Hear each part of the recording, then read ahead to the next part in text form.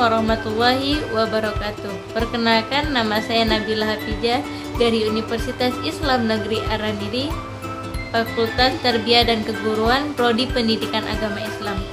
Saya akan mempresentasikan usul fikih yang berjudul Istinbat Hukum. Pengertian istinbat. Secara etimologi, kata istinbat berasal dari benda, yaitu an-nabat. Bentuk masdar dari nabata yang butuh nabtan, yang berarti air yang keluar dari dalam sumur yang kali pertama digali oleh Al-Farahidi. Menurut Haytham Hilal, kata istinbat berarti mengeluarkan air dari dalam tanah.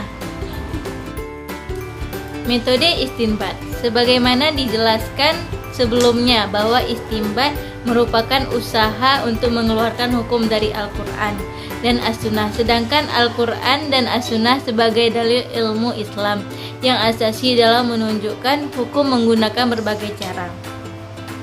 Dan ada tugas dan ada yang tegas dan ada yang tidak tegas, ada yang melalui arti bahasa dan ada juga yang melalui maksud hukumnya. Di sisi lain, terdapat pula pertentangan antara satu dalil dengan dalil lainnya yang tentunya memerlukan penyelesaian. Oleh karena itu, agar bisa mendapatkan hukum yang tepat dibutuhkan metode yang tepat pula.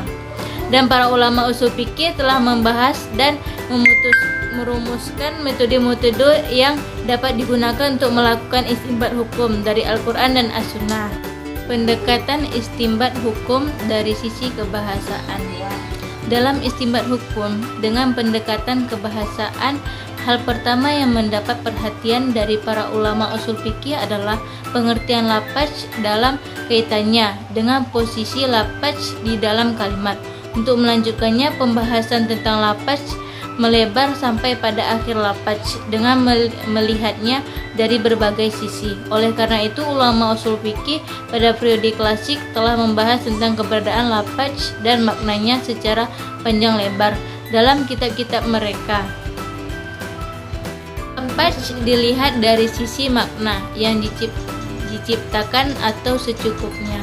Lafaz dilihat dari sisi makna yang diciptakan atau cukupannya meliputi am, khas, dan mustarak.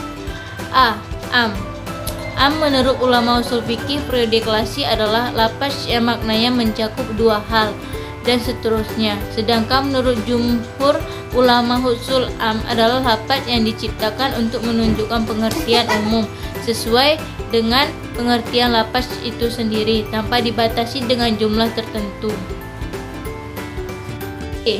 Khas.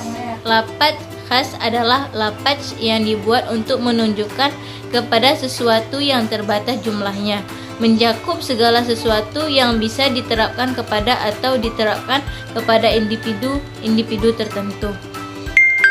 Mengenai petunjuk lafaz khas, para juris Islam sepakat bahwa lafaz khas adalah nas syara, menunjukkan kepada pengertiannya yang khas secara hati atau pasti, dan hukum yang dikandung juga bersifat hati selama tidak ada indikasi yang menunjukkan pengertian lain.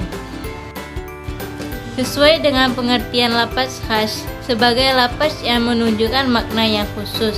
Makna lafaz khusus mempunyai 4 bentuk, yaitu amar, nahi, mutlak, dan muqayyad. 1. Amar. Menurut ulama usul fikih, amar adalah lafaz yang menunjukkan tuntunan untuk mengerjakan sesuatu yang berasal dari yang lebih tinggi kedudukan kepada pihak kedua. Nahi. Nahi adalah lafaz yang menunjukkan adanya tuntunan untuk meninggalkan sesuatu perbuatan dari yang lebih tinggi derajatnya kepada yang lebih rendah. Asy-Syalabi.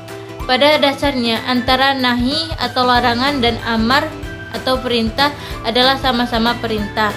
Hanya saja kalau amar adalah perintah untuk melakukan sesuatu perbuatan, sedangkan nahi adalah perintah untuk tidak melakukan perbuatan. 3. Mutlak dan muqayyad.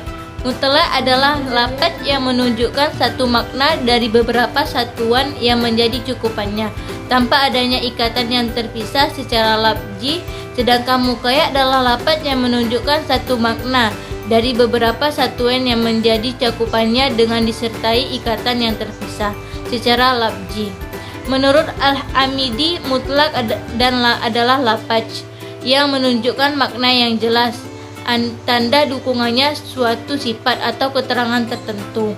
Muqayyad adalah lafaz yang menunjukkan makna yang jelas dengan dukungan suatu sifat atau keterangan tertentu. Baik, terima kasih untuk yang sudah menonton saya dari awal video hingga akhir video. Kalau ada yang salah, datangnya dari saya. Jika ada yang benar, datangnya dari Allah. Baik, saya undur diri. Wassalamualaikum warahmatullahi wabarakatuh.